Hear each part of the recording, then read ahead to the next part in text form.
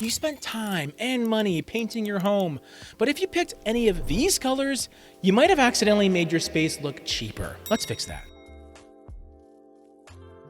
In my work as a color consultant, I've seen it all. The good, the bad, and the beige, which is sometimes not bad. Some paint colors have an immediate negative impact, even when the rest of the space is beautifully styled. Today I'm walking you through 6 colors that can cheapen your home fast, and better options that can elevate instead of downgrade. Number 1, Builder Beige. I gotta talk about it right from the get-go. I gotta clarify what it actually is. This is gonna be that default color in countless homes. That flat, dusty, yellowy tan that was slapped on during construction and then never questioned ever again. It's not quite cool, it has this kind of weird warmth, and it's not flattering in either direction. In modern interiors, Builder Beige often reads as tired, uninspired, and vaguely dirty. Not like the good kind of dirty too.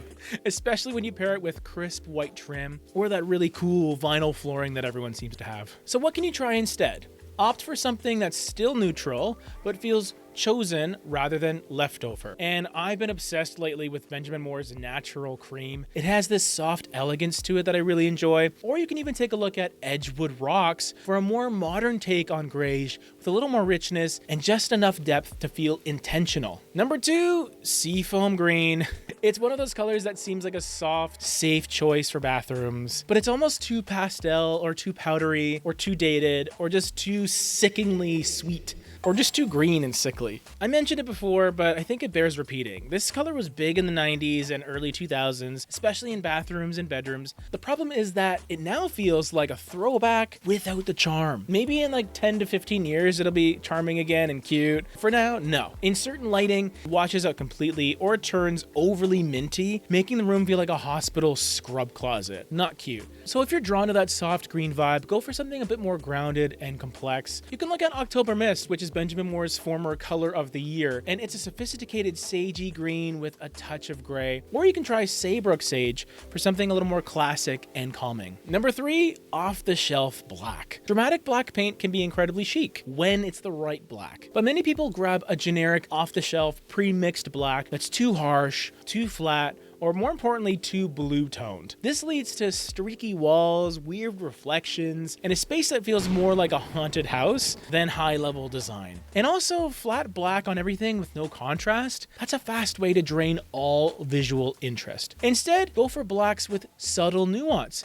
like Benjamin Moore's Wrought Iron, which has a deep charcoal softness, or the color Soot, which brings in a hint of navy for that depth, but in a visually pleasing way. Always test black paint colors in your actual lighting to avoid surprises. They're more complex than you think. Number 4, Basic Cool Gray. Cool bluish grays had a long run, and now they're dragging your space all the way down to the depths of hell. They were marketed as modern, fresh, and contemporary neutrals, but many of them read icy, lifeless, and cold, especially in north-facing rooms, which is going to accentuate that coolness. In open concept homes, this kind of gray can make your space feel under-furnished and low energy. So try these instead. Warm it up with a taupe or greige. Some of my favorites have always been Classic Gray, Balboa Mist, or Wind's Breath. They're fantastic alternatives that feel current, but not trendy. They also layer beautifully with wood, brass, and all kinds of natural textures.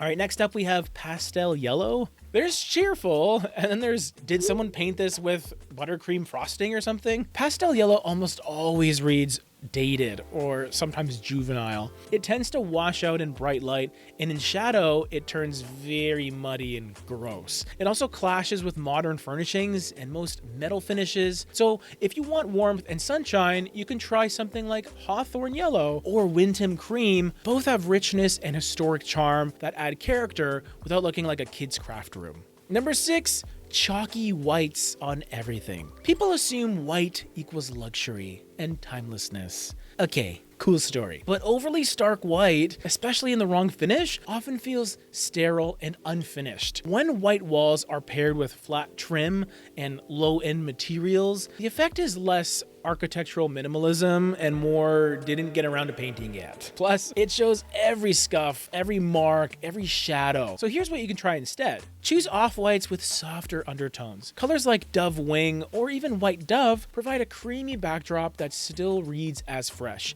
And use at least an eggshell or a satin finish to help light bounce more softly. And for whites, I try not to go with like a dead flat, at least a matte with like a 5% sheen, or even low sheen eggshell works really well, just to give you a little more dimension to your white walls. Sometimes the biggest impact in a space is what not to do. If you want more advice on smart color swaps that make your home feel high-end, check out my video on underrated designer color combos.